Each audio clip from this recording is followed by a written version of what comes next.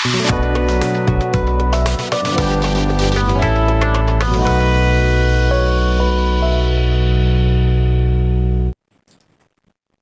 दोस्तों, कैसे हैं आप। तो चलिए आज देखते हैं मध्य प्रदेश की कृषि। इसके पहले वीडियो में भी हमने देखे थे मध्य प्रदेश की कृषि। मध्य प्रदेश की कृषि के अंतर्गत क्या क्या पढ़े थे हमने। मध्य प्रदेश की कृषि के अंतर्गत ये पढ़े थे कि मध्य प्रदेश की जो कृषि जलवायु प्रदेश है, मध्य प्रदेश के जो कृषि क्षेत्रों हैं उनको विभिन्न आधार पर विभाजित किया गया था। उनको विभिन्न आधारों पर विभाजित किया गया था। जैसे पहले देखेंगे कि पहले जो कृषि जलवायु प्रदेशों को 11 कृषि जलवायु प्रदेशों में बांटा गया था। 11 कृषि जलवायु प्रदेशों में बांटा गया। उसके बाद फसलों के आधार पर कृषि प्रदेशों में बांटा गया था। उसके बाद देखेंगे जो कृषि विभाग के द्वारा विभिन्न फसलों में विभाजित किया गया था। जलवायु के आधार पर 11 कृषि क्षेत्रों का निर्धारण किया गया था।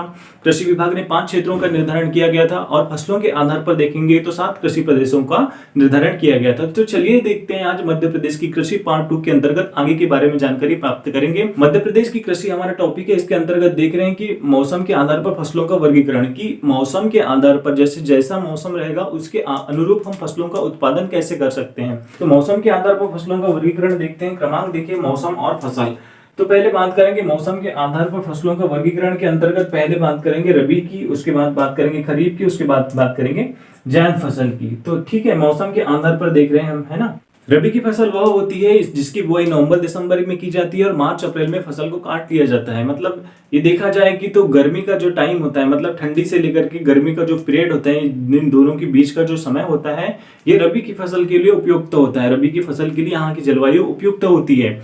रबी की फसल के अंतर्गत देखेंगे कौन कौन सी फसलें सम्मिलित की गई है रबी की फसल के अंतर्गत। तो देखते हैं रबी की फसल के अंतर्गत गेहूं, चना, मटर, राई, अलसी, सरसों और मसूर जैसे फसलों को शामिल किया गया है। कौन कौन सी फसलों को शामिल किया गया है? गेहूं, चना, मटर, राई, सरसों और धान को भी शामिल कर लेंगे। मतलब चावल को भी रबी की फसल के अंतर्गत शामिल किया जा सकता है। ठीक है, चावल का जो फसल की बात करेंगे तो चावल की जो फसल है, चावल की जो खेती करते हैं वो दोनों ही मौसम के आधार पर की जा सकती है। जैसे रबी में भी की जा सकती है और खरीफ में भी उसकी खेती की जा सकती है। तो चलिए देखते हैं कि रबी के आधार पर देखें हमने। अब बात करेंगे खरीफ के आधार पर, देखेंगे कि फसलों का कौन कौन से फसलों का उत्पादन किया जाता है।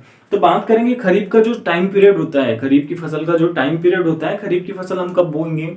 खरीफ की फसल हम बरसात के टाइम बोएंगे। खरीफ की फसल कब बोएंगे? बरसात के टाइम। मतलब है जो जुलाई और अगस्त का जो टाइम पीरियड होता है, जुलाई और अगस्त का जो टाइम पीरियड होता है, तो यानी जुलाई में बोई जाती है खरीफ की फसल। हम लगाएंगे जुलाई में लगाएंगे।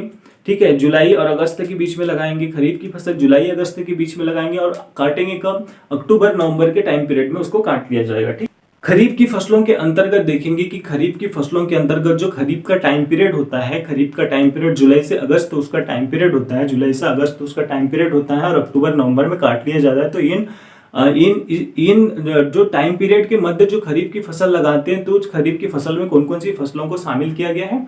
तो चलिए देखते हैं कि कौन कौन सी फसलों को शामिल किया गया है। तो खरीफ की फसल के अंतर्गत देखेंगे, खरीफ की फसल के अंतर्गत सोयाबीन, कपास, गन्ना, मूंगफली, मूंग, तुअर, ज्वार, मक्का, चावल इत्यादि फसलों को शामिल किया गया है। कौन कौन सी फसलों को शामिल किया गया है? चावल, कपास, गन्ना, मूंगफली, मूंग, तुअर, ज्वार, मक्का और चावल इत्यादि फसलों को शामिल किया गया है। चावल की बात, खरीफ की फसलों में चावल प्रमुखतः देखा जाए तो चावल खरीफ की फसल है, लेकिन उसके रबी की फसल के साथ भी उसका उत्पादन किया जा सकता है या किया जा रहा है, वर्तमान में प्रासंगिक है। तो चावल का उत्पादन कर रहे हैं, दोनों ही खरीफ और रबी दोनों में ही उसका उत्पादन कर रहे हैं, लेकिन मूलतः देखा जाए तो प्रमुख रूप से चावल जो है खरीफ की ही फसल है। ठीक है, तो खरीफ की फसलों के अंतर्गत क्या क्या बोए हमने? खरीफ की फसलों के अंतर्गत क्या क्या बोए?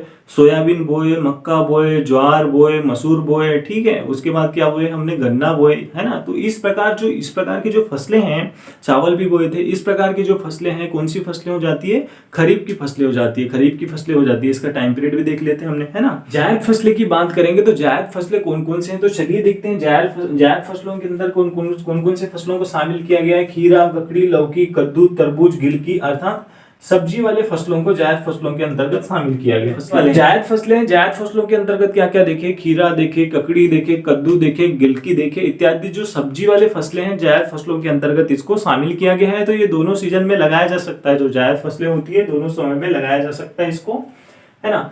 अब मध्य प्रदेश की कृषि के अंतर्गत देखें कि मौसम के आधार पर देखे थे इसका वर्गीकरण, तो मौसम के आधार पर रबी, खरीफ और जायद 3 भागों में विभक्त किया गया। कितने भागों में विभक्त किया गया है? 3 भागों में विभक्त किया गया है। इसके पहले मध्य प्रदेश की कृषि पार्ट 1 के अंतर्गत देखे थे तो जलवायु के आधार पर 11 कृषि प्रदेशों में बांटा गया था। मध्य प्रदेश की कृषि को 11 जलवायु कृषि प्रदेशों में बांटा गया था। उसके बाद कृषि विभाग ने 5 कृषि प्रदेशों में बांटा गया।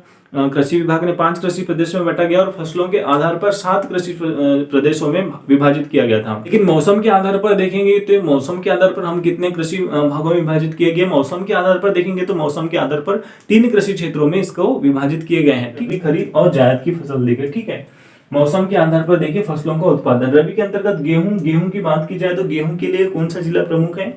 गेहूं होशंगाबाद जिले में पढ़े थे हमने, होशंगाबाद संभाग पढ़े। तो होशंगाबाद संभाग के अंतर्गत हमने क्या देखे थे? होशंगाबाद संभाग के अंतर्गत है कि गेहूं का उत्पादन सर्वाधिक होता है। होशंगाबाद संभाग में गेहूं का उत्पादन सर्वाधिक होता है। और चने की बात करेंगे तो चना के लिए कौन सा जिला प्रमुख था? चना के लिए कौन सा जिला प्रमुख था? चना के लिए विदिशा जिला प्रमुख था। मटर, राई और सरसों की बात की तो सरसों जिला कौन से जिले को बोला था? राई और सरसों का जो उत्पादन होगा वो मुरैना जिले में होगा। राई और सरसों का उत्पादन कहाँ होता है? राई सरसों का उत्पादन मुरैना जिला में होता है। अलसी की बात करेंगे तो जो अलसी का उत्पादन होता है, अलसी के उत्पादन की बात करेंगे तो अलसी का जो उत्पादन होता है रीवा जिले में सर्वाधिक अलसी का उत्पादन होता है। तो रबी की फसलों के अंतर्गत देखिए, फसलों के नाम देखिए और उनका संबंधित जिला देखिए। ठीक है, कि सबसे ज्यादा सर्वाधिक उत्पादन किस जिले में होता है? गेहूं देख लिए, होशंगाबाद देख लिए। राई और सरसों की बात करें तो मुरैना जिला हो गया। अलसी की बात करेंगे तो रीवा जिला हो गया। और चना की बात करें तो चना कौन से जिले में हो गया? विदिशा जिला में। हमने देखे कौन सी फसल देखे? अभी रबी की फसल देखे। अब खरीफ की फसलों के अंतर्गत जो फसल के नाम देखे हैं हमने, उन फसल के नामों के अंतर्गत जो सर्वाधिक उत्पादन वाले जिले हैं, और सर्वाधिक उत्पादन वाले जिलों के बारे में जान लेते हैं कि सर्वाधिक उत्पादन जो किस जिले में होता है। शीर्ष उत्पादन वाले जिले के बारे में जान लेते हैं कि शीर्ष उत्पादन वाले कौन से जिले हैं। ठीक है, तो खरीफ की फसलों में शीर्ष उत्पादन वाले जिले कौन कौन से? सोयाबीन की बात करेंगे तो सोयाबीन जिले के नाम से कौन सा जिला प्रसिद्ध है? उज्जैन में सर्वाधिक सोयाबीन का उत्पादन किया जाता है उज्जैन जिले में। ठीक है, गन्ने की बात करेंगे तो गन्ने के लिए नरसिंहपुर जिला प्रसिद्ध है। कौन सा जिला प्रसिद्ध है? नरसिंहपुर जिला गन्ना जिला के नाम से प्रसिद्ध है। सोयाबीन की बात करेंगे तो उज्जैन, गन्ने की बात करेंगे तो नरसिंहपुर, मूंगफली की बात करेंगे तो खरगोन जिले में देखे थे कि मूंगफली और मिर्च दोनों चीजों का उत्पादन किया जाता है। तो खरीफ की फसलों के अंतर्गत मूंगफली है तो मूंगफली कहाँ उत्पादन होता है?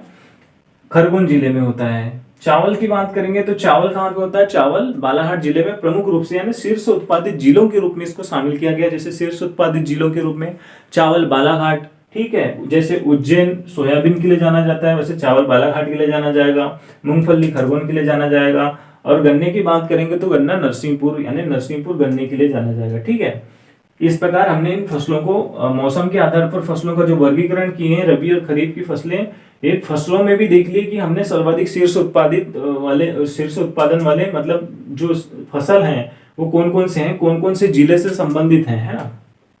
जायद फसलें भी देख ले, जायद फसलों के अंतर्गत कौन कौन से मतलब ये बेले वाले फसलों को शामिल किया गया है। खीरा, ककड़ी, लौकी, कद्दू, तरबूज, गिलकी अर्थात सब्जी वाले फसलों। मौसम के आधार पर 3 कृषि फसलों को हमने देख लिया। ठीक है, मध्य प्रदेश की कृषि के अंतर्गत ही देखेंगे हमने, अभी देखे मौसम के आधार पर, अब देखेंगे कि उपयोग के आधार पर मध्य प्रदेश की कृषि को कितने भागों में विभाजित किया गया है। उपयोग के आधार पर कि उसका उपयोग करते हैं, उस आधार पर मध्य प्रदेश की कृषि को कितने भागों में विभाजित किया गया है, यानी कितने भागों में उसका वर्गीकरण किया गया है। तो उपयोग के आधार पर बात करेंगे तो उपयोग के आधार पर मध्य प्रदेश की जो फसल है उसको 2 भागों में विभाजित किया गया। व्यापारिक फसलों के रूप में विभाजित किया गया है और खाद्यान्न फसलों के रूप में विभाजित किया गया। व्यापारिक फसलें वे फसलें होती है जिनमें फसलों का उपयोग व्यापार के रूप में प्रयोग किया जाता है। व्यापारिक फसलें कहलाती है। व्यापारिक फसलों के अंतर्गत देखेंगे अफीम, पटसन, कपास, तंबाकू, सोयाबीन, तिल और अलसी इत्यादि फसलें व्यापारिक फसलों के रूप में शामिल किया गया है।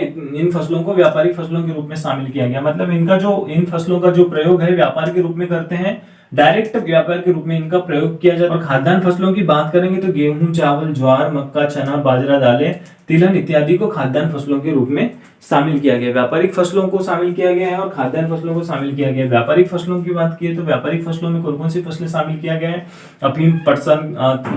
अफीम, पटसन, कपास, तंबाकू, सोयाबीन, तिल और अलसी को व्यापारिक फसलों के रूप में शामिल किया गया है। खाद्यान्न फसलों की बात करेंगे तो गेहूं, चावल, ज्वार, मक्का, चना, बाजरा, दालें, तिलहन इत्यादि को खाद्यान्न फसलों के रूप में शामिल किया गया। इस प्रकार मध्य प्रदेश की कृषि के अंतर्गत पहले पार्ट में हमने देखे थे जलवायु के आधार पर, कृषि विभाग के आधार पर और फसलों के आधार पर देखे थे। अभी देखे हमने मौसम विभाग के आधार पर देखे, अभी मौसम विभाग के आधार पर देखे और उपयोग के आधार पर फसलों का वर्गीकरण देखे। जिन 5 आधार पर मध्य प्रदेश की कृषि को विभक्त किया गया वो 5 आधार हमने मध्य प्रदेश की कृषि पार्ट 1, मध्य प्रदेश की कृषि पार्ट 2 के अंतर्गत कंप्लीट कर लिए हैं। अब देखेंगे कि मध्य प्रदेश में कृषि के अंतर्गत देखेंगे कि शीर्ष उत्पादक वाले जिले कौन कौन से हैं। मध्य प्रदेश में देखेंगे कि शीर्ष उत्पादक वाले जिले कौन कौन से जिले हैं। जो शीर्ष उत्पादक वाले जिले हैं, फसल की बात करेंगे और जिले की बात करेंगे तो कौन कौन से फसलों में कौन कौन सा जिला प्रथम स्थान पे है। तो चलिए बात करते हैं आलू के उत्पादन की बात करेंगे तो आलू जिला इंदौर को आलू जिले के नाम से जाना जाता है। मिर्च की अभी बात की तो मिर्च खरगोन को मिर्च जिले के नाम से जाना जाता है। गुना को धनिया जिले के नाम से जाना जाता है। खंडवा को प्याज जिले के नाम से जाना जाता है। लहसुन की बात करेंगे, लहसुन और जो अंगूर है, अंगूर और लहसुन रतलाम जिले से संबंधित है, यानी शीर्ष उत्पादन कौन सा जिला है, रतलाम जिला है। अदरक की बात करेंगे तो छिंदवाड़ा है, छिंदवाड़ा में सर्वाधिक अदरक उत्पादन होता है। लहसुन कहाँ होता है, लहसुन और अंगूर की बात करेंगे तो रतलाम में होता है। ठीक है, अदरक की बात करेंगे तो अदरक कहाँ पे होता है, अदरक छिंदवाड़ा में होता है। ठीक है, गन्ने की बात करेंगे तो गन्ना नरसिंहपुर जिले में होता है, दलहन भोपाल में होता है, संतरा बैतूल में होता है, शहद मुरैना में होता है। आंवला कहाँ होता है, आंवला पन्ना जिले में होता है। ठीक है, आंवला कहाँ होता है, आंवला पन्ना जिले में होता है। इत्यादि शीर्ष उत्पादन वाले जो जिले हैं और उनसे संबंधित फसल देखे कि कौन से फसल में मतलब जो जिला है वो किस फसल के रूप में शीर्ष पे है। इस प्रकार मध्य प्रदेश की कृषि पार्ट 2 के अंतर्गत विभिन्न जानकारी कंप्लीट कर लेते हैं।